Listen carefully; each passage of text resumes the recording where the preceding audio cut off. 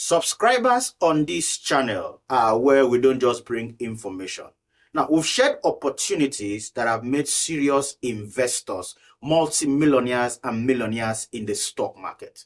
Now, we don't just follow the news. We follow the business model of these businesses, and we also follow the money.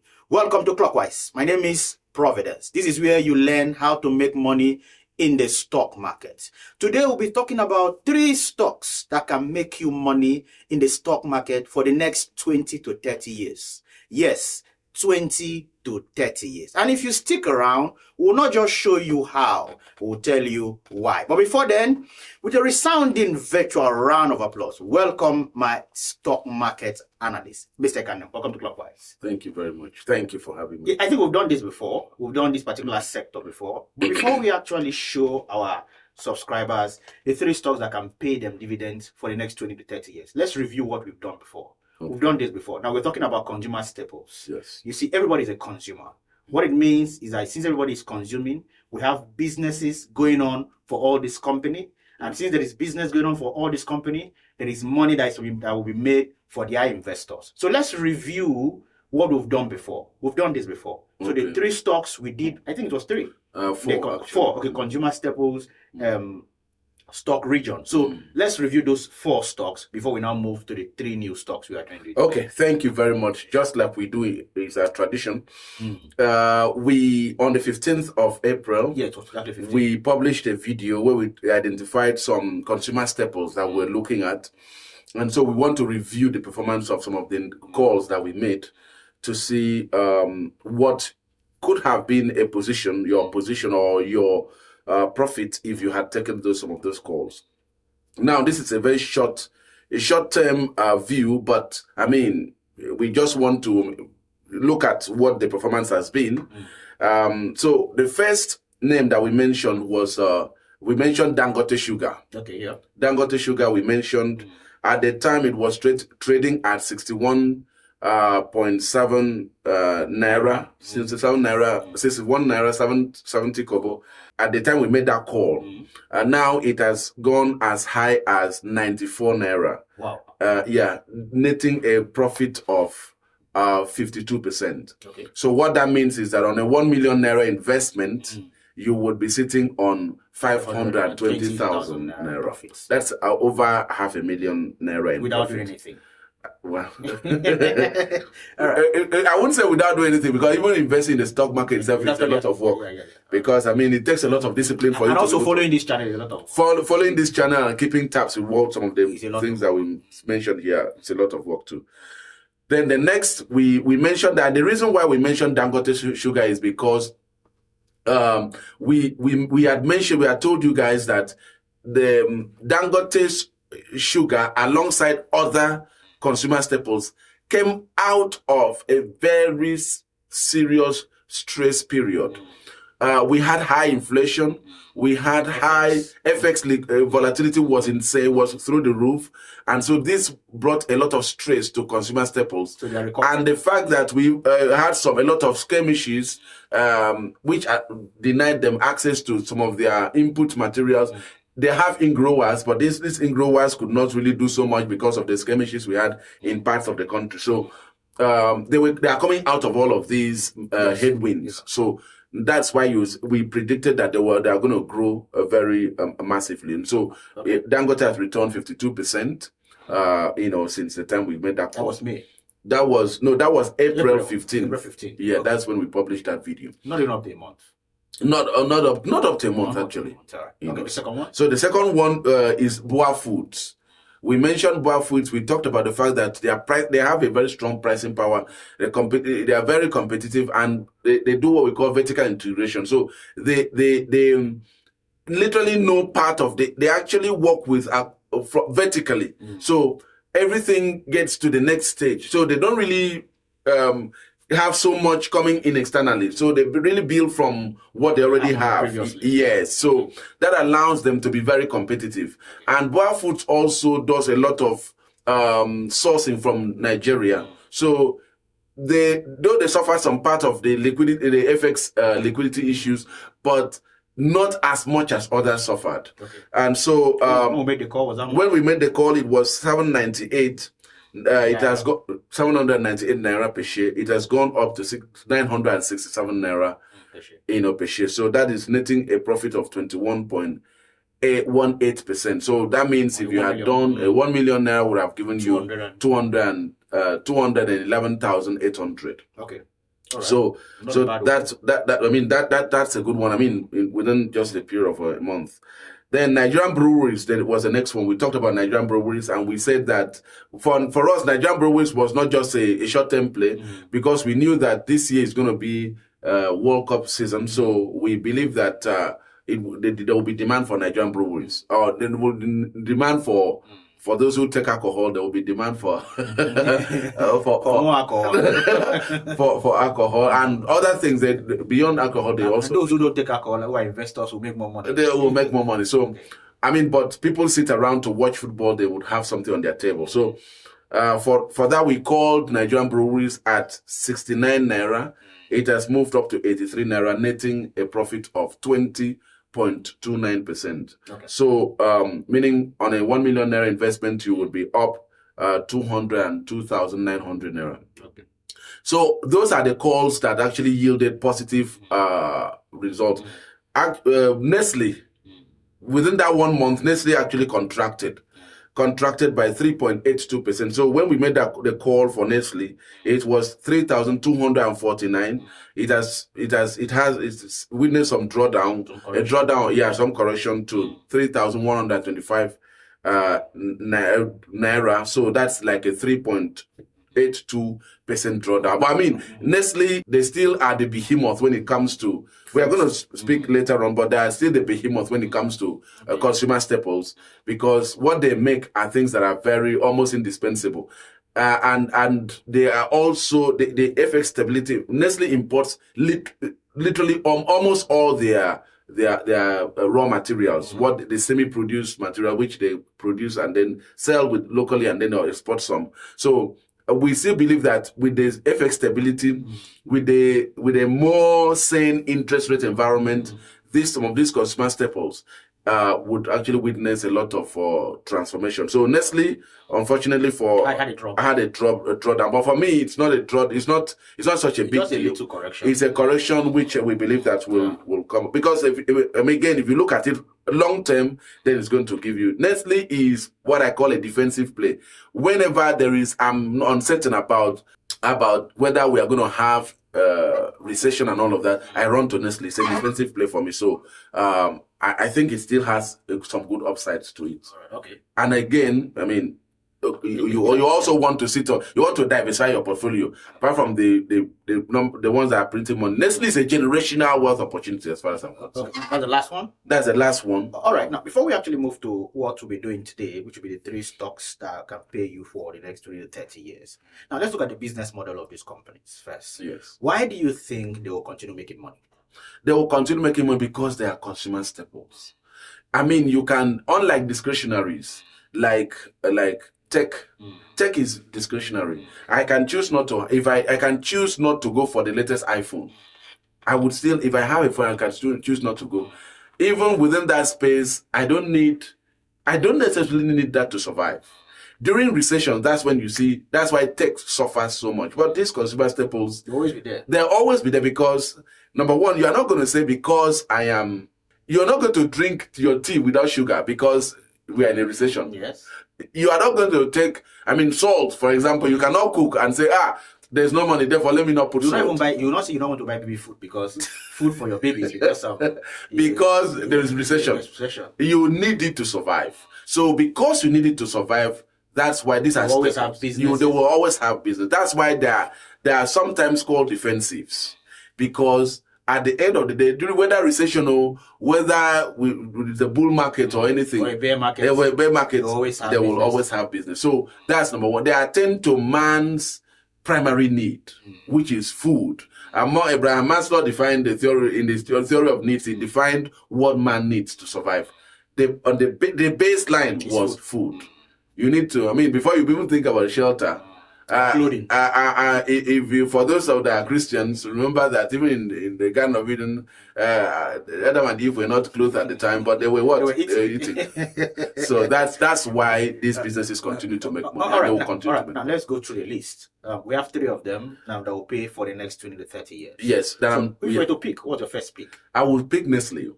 Still Nestle. Nestle for me is a generational opportunity, wealth opportunity. Nestle has, remember, you are looking for me to make this decision. I'm looking at companies that have such a broad, that Nestle is not, remember, it's not, we have Nestle Nigeria though, but it has branches all over the world. So what that means is that there's that resilience, no concentration risk, there's no geopolitical risk.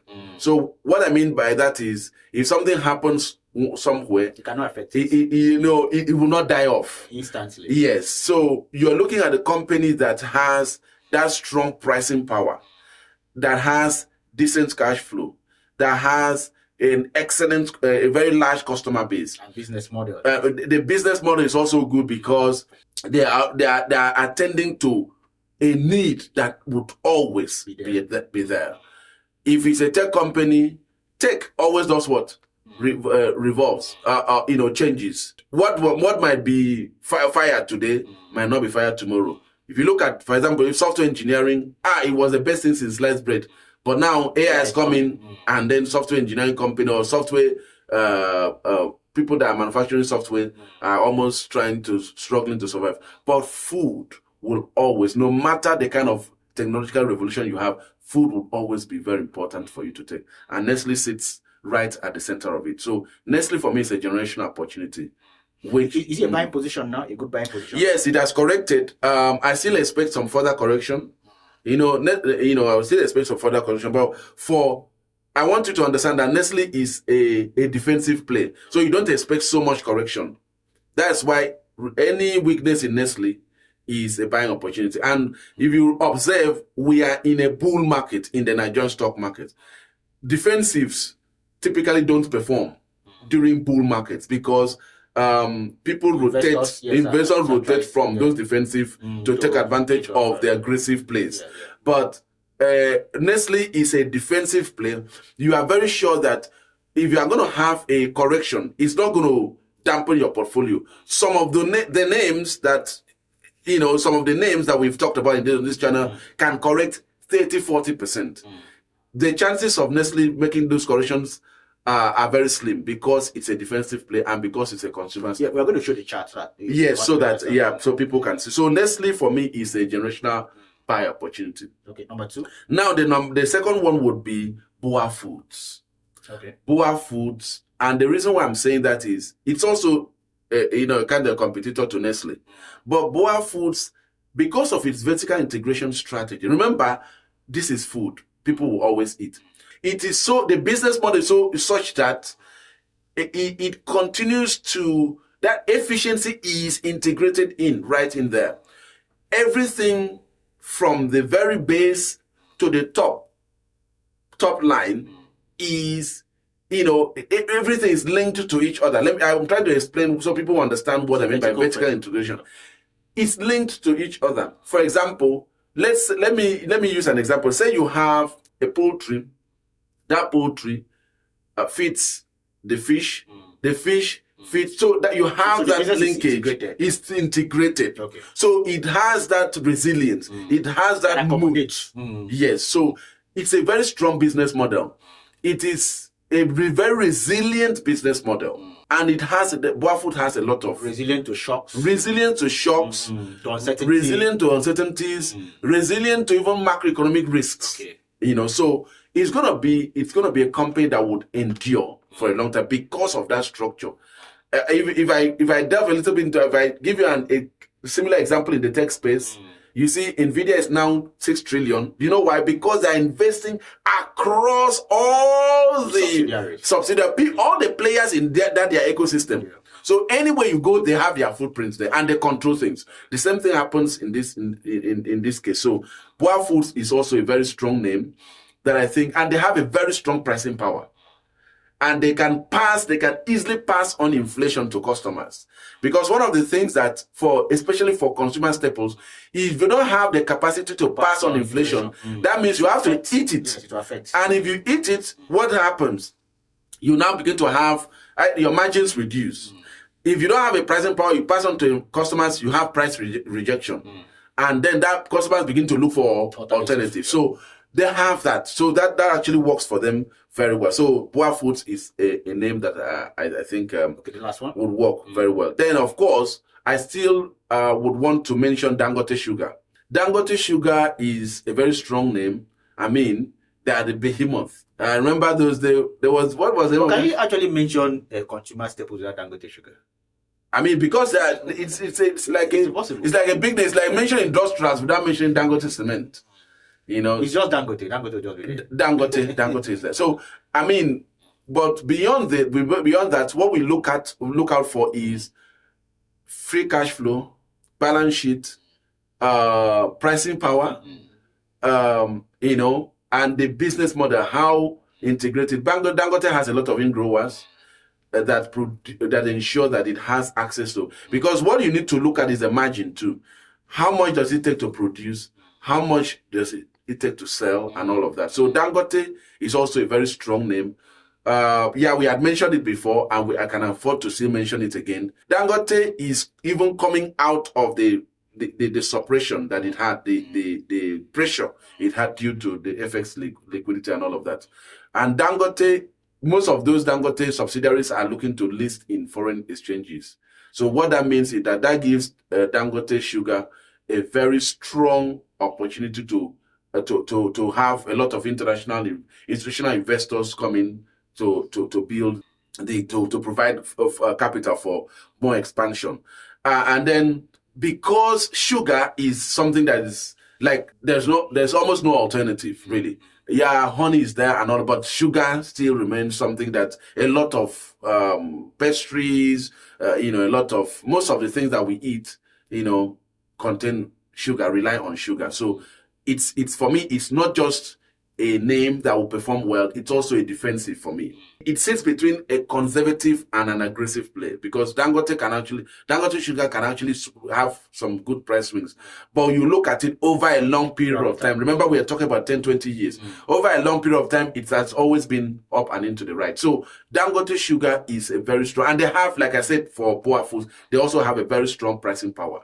Really, they have a wide distribution network. They have it's more like an FMCG. It's a fast-moving consumer good. So that resilience is already baked into the business model. So we expect it to endure for a very long time. And so investors might look into buying it.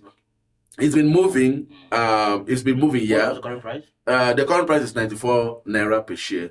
But you might want to go in at this point. Like I said, you don't ever go in with everything you have because dollar cost. You dollar cost average. Remember, within just 1 month, it has done 52%.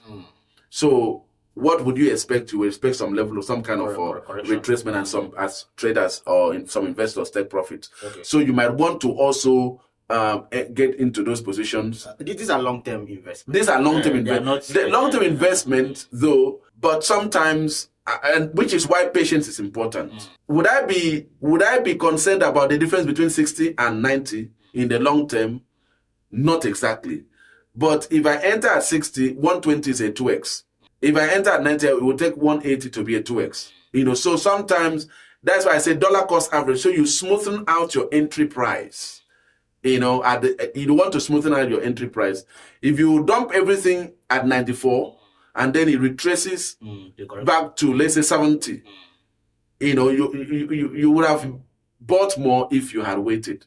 Or if you had done some, and let's say 90, then you do at 70. If it goes down to under 60, you buy again. No, actually then the average now becomes maybe around 70 something. Yeah, exactly. So that is why we always preach on this channel dollar cost average. You can and the apps that we talked about the other time, you can check some of the videos for the apps that we talked about. Yeah, those apps allow you to do a recurring investment. So you just dump your your money in there, and then from time to time you can set a recurring investment time. So you can pick the stocks you want to invest. So what happens is that at a certain time, certain amount of money, you can say weekly, certain amounts of money will be dotted, and automatically you get into those names. Okay. At whatever price. All right. Now, before we go, is. I'd like to ask a very personal question, not for our subscribers only, but you. If I know that we don't discuss stocks, we do invest in. All the stocks we actually discuss here are stocks we are actually investing personally. Now, if we are to allocate your resources to these stocks you've mentioned, how will you allocate them? Tell me based on percentage. Because I'm actually I will look at 30% to, because we're in a bull market. Let me explain. Let me say this. Because we're in a bull market, and like I told you, Nestle, though I mentioned Nestle as the first name, but Nestle is a defensive play. So I would do 30% to Dangote Sugar. Okay. I would do another, Dangote Sugar would be 30%. I would do another 20%, that is making it 50%, to Boa Foods. I would do 15% to Nestle. Still on a dollar cost average. Still on a dollar cost average. Then there are two other names, because we only talked about two. There are the three. We had some other names. I would be looking at Flour Mills Nigeria and Cadbury. Are they in a very good position now? Yes. Flour Mills Nigeria and Cadbury. There are also very strong names that I'm looking at too. But we just had to mention three. But I will also allocate to those names. So I will do a total of 5. I already have position in Guinness, so I wouldn't want to add to Guinness anymore, unless there is some retracement. Guinness is still part of Staples too. So then I will do Nigerian breweries. I will do Nigerian breweries. So I will do Nigerian brew. I'm doing Nigerian brewery because Nigerian breweries it's a turnaround play for me, because they have actually suffered very terribly. But it's a turnaround play. I believe it's going to come back up very powerfully. And I'm targeting the World Cup. And then the rest of the year I could do Guinness, because I could do Nigerian Brewery, because I know that their earning power, their cash flow will increase because of the World Cup that we're going to have. So I would allocate the rest equally across Nigerian breweries.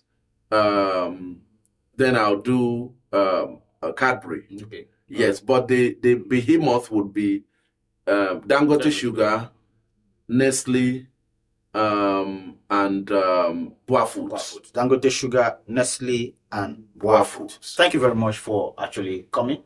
And I think we'll actually do another review of this we've discussed today. Thank you very much for coming. You're welcome.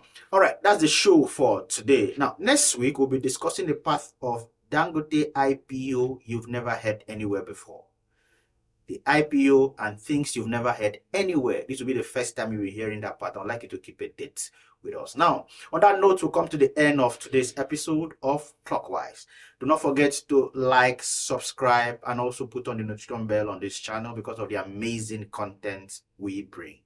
And also, do not forget that the illiterate of the 21st century are not those who did not go to school or those who will not go to school, but are those who have refused to evolve as their environment is evolving. My name is Providence.